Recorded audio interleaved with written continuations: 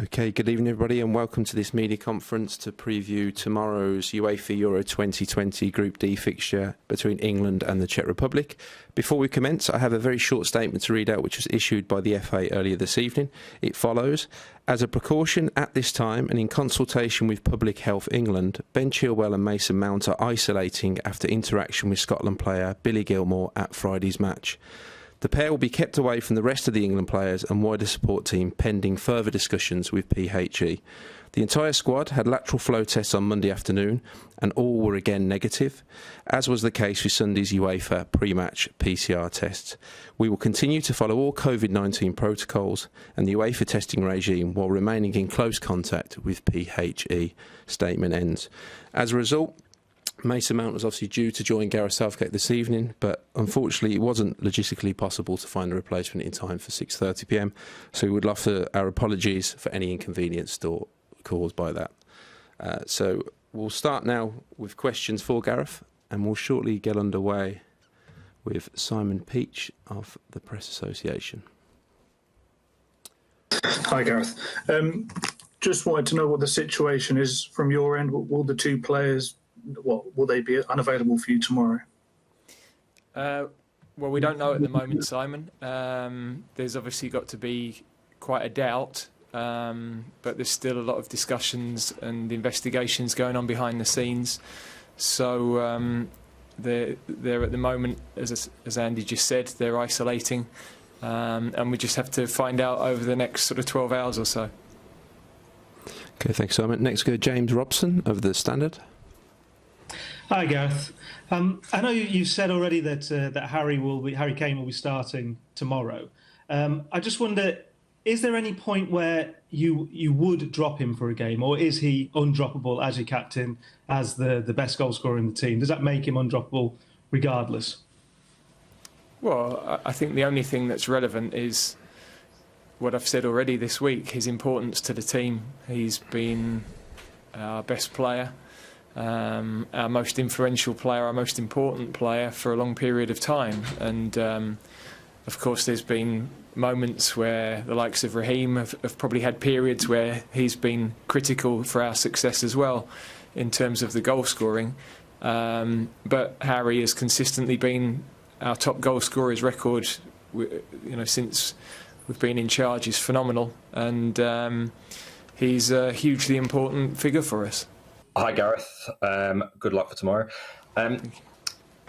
Is there any sense, do you think, to discover from the Scotland team how their bubble might have been breached with this infection, in terms of anything that you might want to change around the England team going forward to prevent anything like that happening? And also, we heard about the talk you gave to the players, just highlighting how not every team always wins in the group stage. Some don't get any wins. Was that important for you to try to just calm things a bit?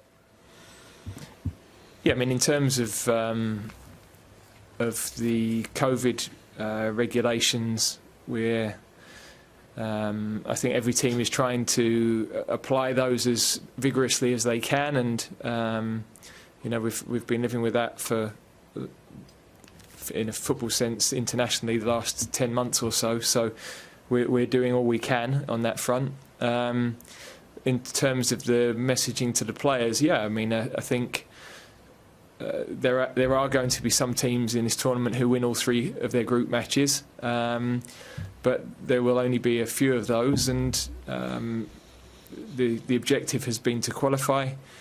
I think it was important that the players understood, firstly, a lot of them now know what a unique game England against Scotland is.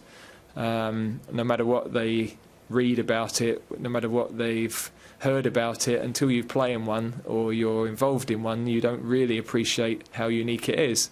And they've come through that. It wasn't as good a performance with the ball as we would have hoped, but we still had 60% of the game, and we were in control for the majority of it. We just weren't able to break them down. So we've talked about that. We've talked about what we would need to do differently against them or against that type of system in the future. But we play a totally different team, and a very good team tomorrow night in the Czech Republic that we've got huge respect for. The coach has done a fantastic job there. Very dangerous team. and we've concentrated on preparing for that next challenge. Hi, Gareth. Gareth, just on the testing front, can I ask whether you said that it's been said that the players have obviously had tests today, lateral flow tests that they've passed. Will they need to have other tests between now and the game? And also, are you able to say have any of the players been vaccinated? And if so, was that a consideration before the tournament, getting them vaccinated, or have they kind of had to fall in line with the rest of the country in that? Well, in terms of the testing, we had PCR tests, so the mandatory tests yesterday for the pre-game, and we've just followed that up today because of the situation that's emerged with Scotland, just as a sort of belt and braces really, to make sure that we're okay for people to travel together and eat together.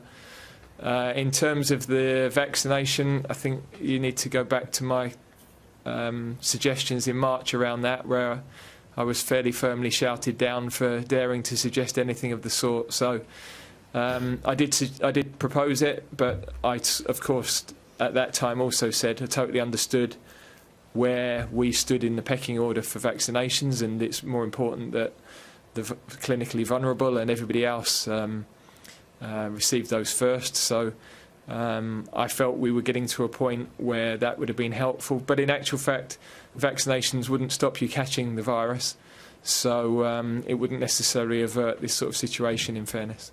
Hi, Gareth. I've been seeing in international coverage and spoken to a lot of international press people who are quite puzzled with how quickly Harry Kane has went from Golden Boot winner and one of the best strikers in Europe the whole season to this massive criticism and scrutiny that he's been under after 2 games. What's your view on the pace of the shift in how you talk about a striker like that? I think it's the world of a big player, you know. Throughout the time I've been England manager, I must have answered these sorts of questions about Harry on 3 or 4 different periods of time, and inevitably he's come through those periods and scored important goals for us and played exceptionally well. So it's a bit of a repetitive cycle. The big players have big focus, have a lot more attention, and their world is far more complicated than a lot of other players who can sort of go under that radar of pressure and intensity. And so I've got a huge understanding of how that is for Harry, a huge understanding of having played with, you know, big personalities, big players, how their world is different, and hopefully that helps me to manage him and to get the best out of him, which I think over a long period of time we have done. And secondly, what's the place of Jadon Sancho in your plans, and why hasn't he been playing until now? Well, we just have so many good attacking players. So Raheem, Phil Foden, in terms of wide players or players that can play in those areas and come inside, we have Raheem, we have Phil Foden, we have Jack Grealish, we have Marcus Rashford, we have Bukayo Saka, and we have Jadon, and they're all very good players. So if you weren't asking me about Jadon, you'd be asking me about one of the others. That's the nature of it. Hello, Gareth. You mentioned your comments about the vaccine earlier back in March. I just wondered, how far did that conversation actually go? Did it end with sort of a formal request to government that was rejected, or what actually happened there?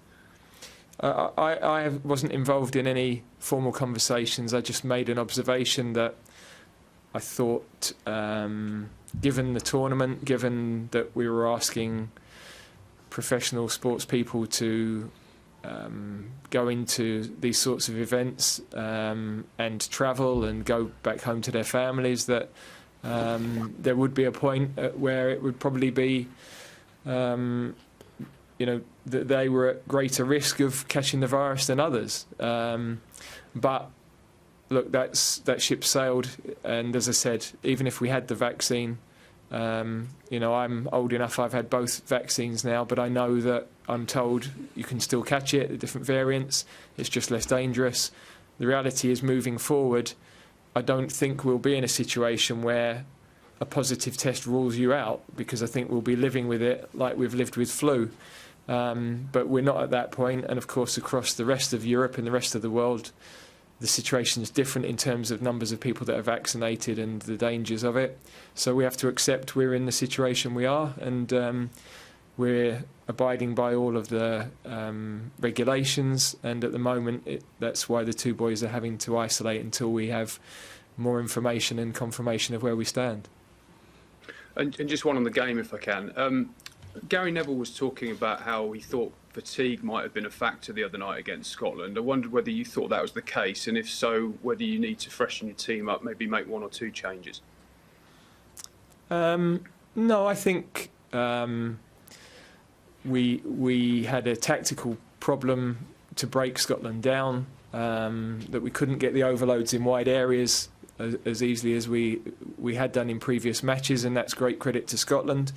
We've talked that through with the team. I think the majority of players are in good physical shape. We have got players that we haven't started that have missed training or have had injuries, and so that's part of the reason for some of those guys not having started games. But the team that started were in good physical shape, and I've got no concerns about them. Thanks, James. Next we'll go to Alex Howell, BBC Sport. Hi, Gareth. Just wanted to know how disruptive the isolation could be and how you're managing it. Have you had to say to players you may start, and how late you'll have to make the call about when you could probably bring Mason in or not? Well, we had worked with the players this morning on the training pitch, so of course then you find out as you finish that this is the situation. So I can't say it isn't disruptive, of course. We don't really know at this point whether they might be okay for tomorrow or they could be out for 10 days. So there's a lot of unknowns, frankly, at this moment in time. So does that mean, do you have to have conversation with players who potentially weren't going to be involved to say, get ready, you could be starting? Well, that's always the case. I mean, although we worked on the training pitch, we hadn't confirmed the team.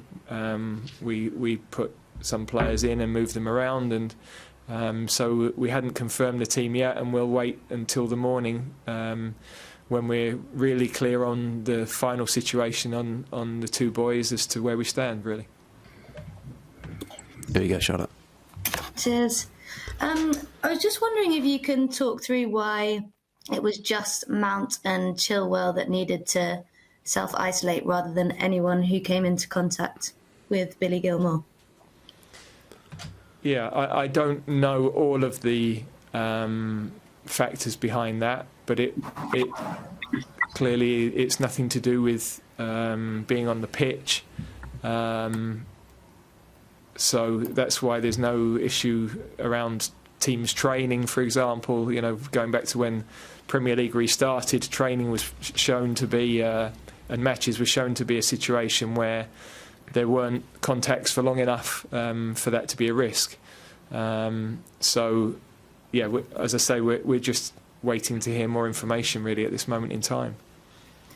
And if I can just pick your brains, really, on the process, is it Public Health England that approaches you, or do the England team say these are the close contacts and you advise them? Or who, if you understand, who moves first and provides which information? Yeah, I don't have any idea, frankly, because, yeah, look, I don't want to cause a drama for Scotland, but if you're all in the dressing room together, where does everything stand? So it's yeah, I don't know is the honest answer to that. Our medical people are dealing with all of this. I'm being updated as regularly as we can be, which is every hour or so. There's a little bit more information, and we have to accept whatever the situation is and adapt to it. That's the world we're all living in across every family and across every sport and every business. Thanks, Charlotte. Next we go to David Freeler, the Scottish Sun. Hi, Gareth. How you doing? Hi there. Obviously, your own plans have been disrupted and Steve Clarke's plans have been disrupted on the eve of one of Scotland's biggest games for 25 years. Do you have sympathy or empathy for Steve, given what's going on and what you're also going through? Because there's a lot of uncertainty in Scotland too. Absolutely. I think, his plans were disrupted before the tournament. Ours have been as well, with late report of players and... but then, Spain had a similar situation. They've ended up drawing their 2 games. Denmark have obviously had a tragic situation. So, this is tournaments. You have to adapt. You have to respond. It's why the depth of the squad is so important. It's why calmness around what's going on at any given time is really critical, I think. And that's how we've responded. We don't have all the information, so we're going to take our time to see exactly where we stand in the morning. And I guess it will be the same for Steve. I'm sure he's dealing with it in the same way. And would you hope for Scotland and for England that with no more negative tests, that will be the end, in the sense of people following regulations, but there'll be no more players ruled out? So I didn't hear the first part. The first bit of Do you just hope for Scotland's sake and for your own sake that with everybody's tested negative in your own camp and the Scotland camp as well, that would hopefully be the end in terms of anybody else having to miss out? Yeah, but we know that these things can appear 4 or 5 days down the line. So that's what we've been living with all year in a football sense. Every time we're tested, you're trying to do everything right across the camp. We've had nothing all year, but we know a lot of that has been good practice, but some of that has been good fortune, frankly. And there's just so many touch points of interactions that being in the bubbles as they've been has limited. But yeah, we're dealing with something that is very, very difficult to control entirely, and I think we've all accepted that and understood that for the entire season. Thanks, David. Next we'll go to Jerry Cox, Haters. Hi, Gareth. You okay? Good, Jerry. You? Yeah, good. It was a year ago yesterday that football returned after the first lockdown, and obviously we're still having these issues and this level of disruption. Do you think we now have to accept that for the foreseeable future, football players, coaches, fans, everyone really has to accept that these things are going to be part and parcel of the game? I think coaches have accepted it. It's obviously a massive disappointment for players to miss any matches, but we are in the same situation as everybody else in the country, and other people their working lives have been affected, their ability to earn money. So, and of course, in a more serious sense, the deaths that we've had and the casualties that we've had. So, we've of course, at this moment in time, ours is a high-profile situation. It's not ideal, but in context, it's one we have to adapt and adjust to. Thanks, Jerry. And next we'll go to Theo Squires, the Liverpool Echo. Hi, Gareth. Obviously, if Mason is unavailable to play, you will need to make one change in midfield. I know you've mentioned that you're not worried about fatigue in the squad, but considering you've had Harry Maguire and Jordan Henderson, who have been carrying these injuries, how would you feel about them going into this game? Would they be in a position to start, or is it one we still got to tread carefully with them? Well, slightly different situations given the length of time they've missed, but both are training very well, and both will be involved tomorrow. So we're happy with their progress. They've already, without being on the pitch, had a massive impact around the training sessions, around the squad. So I couldn't be happier with the way our playing group and the senior players in particular, the influence they've had and the impact that they've had. But of course they want to get on the pitch, and we're hoping that they can play a big part in this tournament still for us. And going back to Harry Kane, obviously you've got Dominic Calvert-Lewin there as an alternative to him. If he's having another quiet game against Czech Republic, how do you feel about throwing Calvert-Lewin on? I know he got his chance as a late sub against Croatia, but you've turned to Marcus Rashford before him in the last 2 games. He's had a good season himself. He's scored a lot of goals. Is he someone you could see leading this line for England if Kane continues to not be at his best? Well, let me separate that question. Harry, I'm sure, is going to be playing well for us, and is going to have a big impact tomorrow. So I'm not worried about that.